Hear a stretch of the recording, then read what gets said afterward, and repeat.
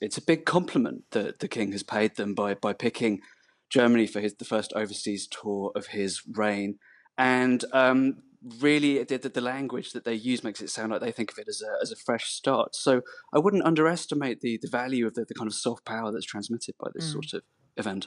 The King arrives in Berlin with the Queen Consort today. It's his first foreign visit since becoming king, of course. King Charles's last visit was in 2020.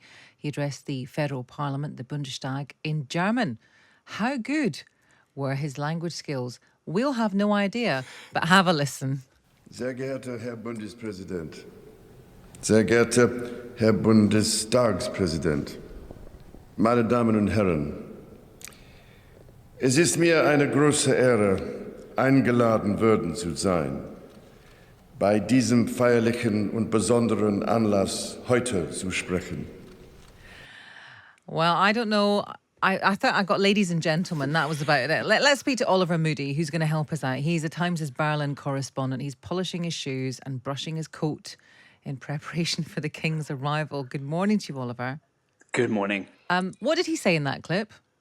He said it was an honour for him to be addressing the Bundestag. And his German, there's a bit of dispute about this, actually.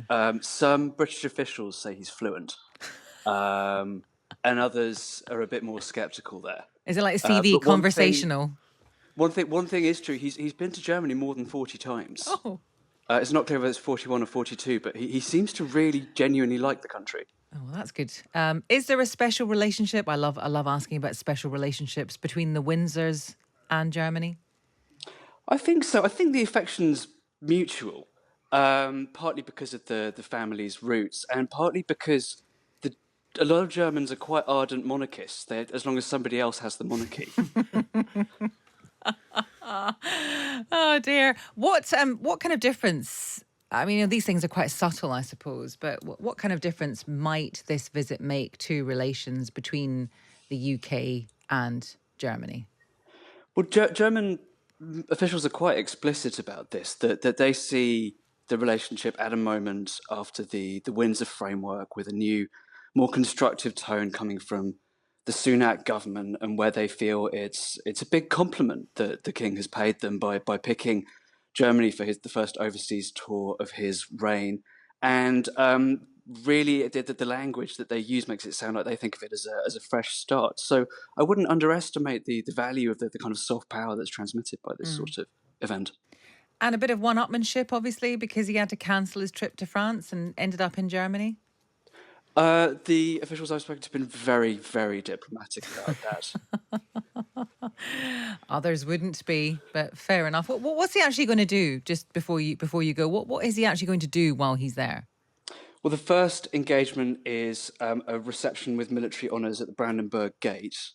He will actually be the first foreign head of state, or in fact, the first foreign dignitary of any stripe to get that honour since the early 20th century. You can work out the rest for yourself.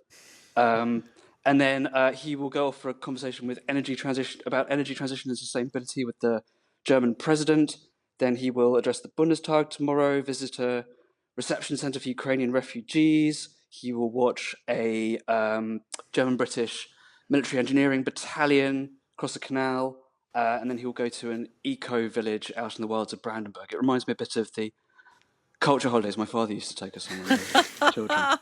And look at you now, Oliver. Look at you now. Oliver Moody, he is the Times' Berlin correspondent. And if you like that, you can listen to us. We're sticking asthma. Have you forgotten? Well done. Every Monday to Thursday on Times Radio Breakfast.